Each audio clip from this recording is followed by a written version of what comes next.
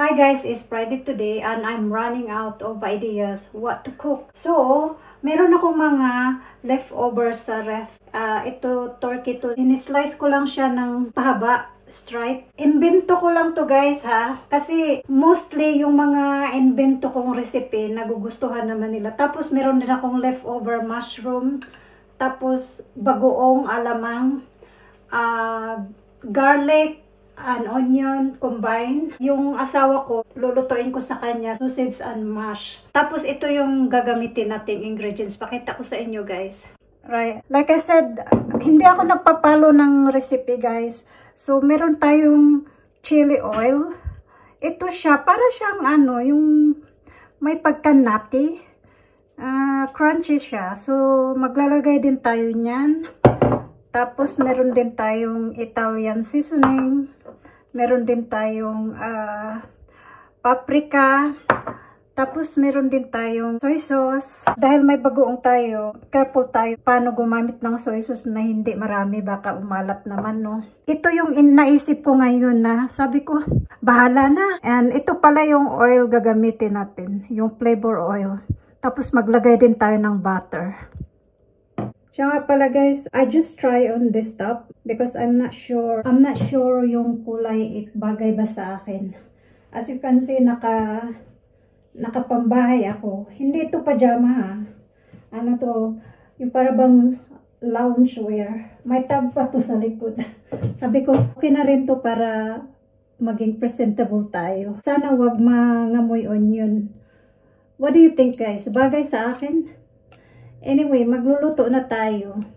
Ito yung ayaw ko guys, yung cooking content. Hindi ko alam kung paano i-anggulo. Well, alam ko i-anggulo ang camera. Kaso lang, yung gagawa ka pa ng tripod, yung ilagay mo yung camera pataas para makita yung niluluto mo. Doon ako parang, I can't be bothered. Mahirap kaya. So, ito yung lutuin natin, yung leftover. Kasi ayaw ko rin naman masayang yung mga leftover natin, no? Tapos, yan lang din ang mga ricado kong natira. Pag Friday kasi, guys, normally, this is my last cooking in the house. Kasi, weekend, normally, nagtitake away kami. But sometimes, Sunday, kapag naglambi yung asawa ko na he doesn't feel like take away, so magluluto ako para sa kanya. Pero parang snack lang siya. But most of the time, off ko talaga Monday, Saturday, Sunday. So, yun. Anyway, maglalagay ako ng butter. Ganyan lang, kunti lang. Normally, I have a garlic butter with me, but I ran out obviously. Like I said, itong luto na to, wala sa recipe. Kung ano lang ang meron, i-invento mo. Just imagine that masarap ang kalabasan nito. Malalaman natin yan mamaya kung masarap nga ba to. Sana hindi tayo matalsikan kasi naku, bago pa man din to. Mag-apron kaya ako. Ayan, mag-apron kaya ako. Ayan guys, mag-apron na lang tayo. Kasi naano naman ako sa suot natin. Ay, umuusok na yung ako. Mainit na guys. Ayan. Sabay-sabay ko na yung onion at saka garlic.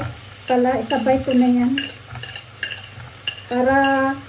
Para hindi na tayo malito kung mauna ba ang onion o ang garlic. Kasi sabi nila, unahin daw yung onion. Isabay mo na para kaya silang nahihilo dyan. Gisa-gisa lang. Gusto ko pala guys, yung garlic at saka yung onion ay yung para siyang sunog-sunog ng konti. Not to the thing na masunog naman talaga siya, no? Para bang brown-brown ba? Yung anak ko mahilig kasi sa garlic, so maraming garlic to. Ako, takot ako sa garlic. Ayan, technicolor yung kulay natin.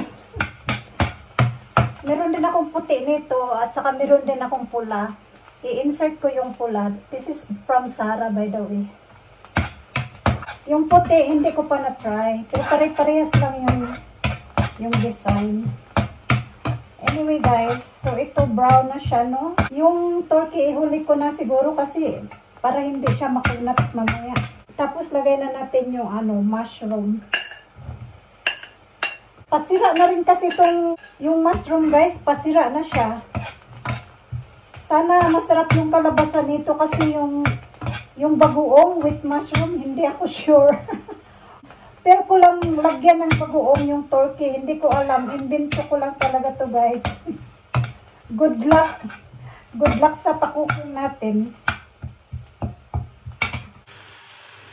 Gusto ko rin guys yung parang tostado na yung mushroom. Para bang ano ba, mawala na yung tubig-tubig niya. Tingnan nyo. Diba pag igisa nyo yung mushroom, nasisip-sip lahat yung yung oil. Pero babalik din yan sila sa tubig-tubig mamaya. May isa rin pala akong dahilan guys, bakit hindi ako nagko-cooking vlog. Kasi nga, yung kitchen namin kailangan ng exhaust. So, yung kitchen namin, re-renovate din to. Old fashioned kasi tong bahay na to. Wala siya yung parang, ito ba, yung usok ba? Kita nyo yung usok? Wala siyang exhaust fan. Yun ang ibig ko sabihin. Para hindi siya maging steamy sa camera. So, I'll make sure sa next kitchen ko, renovation, magpalagay talaga ako ng exhaust fan. Kasi ang hirap kaya guys, pag winter dito, tapos magluto-luto ka, lahat steam, pati mga glass window nagmumoist kasi sa usok ng yung mga niluluto mo. Tapos, pati sa taas, maamoy kasi nga, syempre, winter, walang lahat nakasarado. So, yun. Ganito siya guys. Gusto ko tostado ba yung mushroom natin bago natin ilagay yung turkey. Ayan. Kung saan-saan ko na to nilagay yung camera. Para naman hindi naman masyadong puro lang yung cooking. Makita nyo rin ako. One of these days guys, one of these days, dalawa-dalawa na yung camera ko. Pero wag mo na ngayon. Siyempre maghintay muna tayo ng maraming subscriber no. Kasi wala pa tayong wala pa tayong masyadong subscriber baga. Pero sa ngayon, mobile muna tayo. Ito na itsura niya guys. Sariling sikap muna tayo. Marami na akong tripod. Kaso, kailangan ko ng backup camera. Kailangan ko ng camera na may nagkakamera dito. Tapos, meron din sa mukha ko. Siyempre, no? Kailangan natin yun, di ba? Para magkaroon tayo ng aesthetic sa ating video. Di ba? O kaya, bero. Parang gusto kong dagdagan ng oil. Kasi, ano siya, tuyo. Ay, hindi pala nakabukas. Natuyo na yung oil natin. Kunti lang.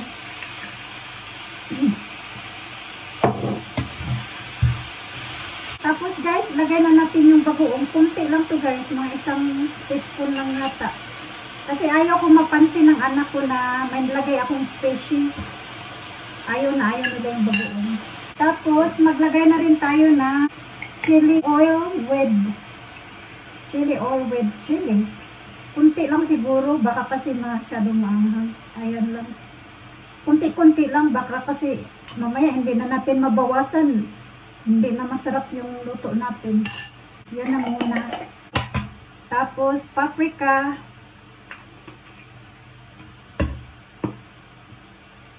Parang na-excite naman ako kung anong kakalabasan nito.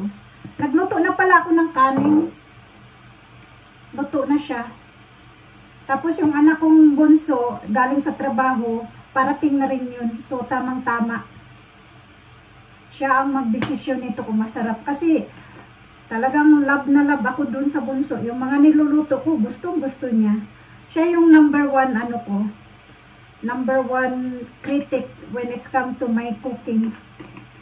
And so far naman lahat ng, well, sometimes I made a mistake as well, of course. I'm not perfect. O kita nyo guys, yung usok, tinatakpan na yung mukha ko. This is what I'm talking about. It's hard to do a cooking vlog when you don't have a exhaust fan. Siyempre mag-a-add pa tayo ng soy sauce, no? Hindi lang soy sauce. Tikman din natin. Guys, tikman na natin the moment of truth. Samahan natin ng kunting mushroom. Kunting turkey. Ay, ito na.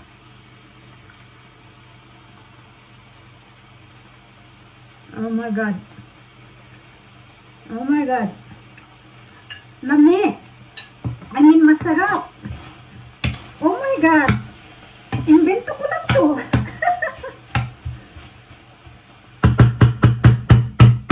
That's it. That's it. Finish. And then rice. You're good to go.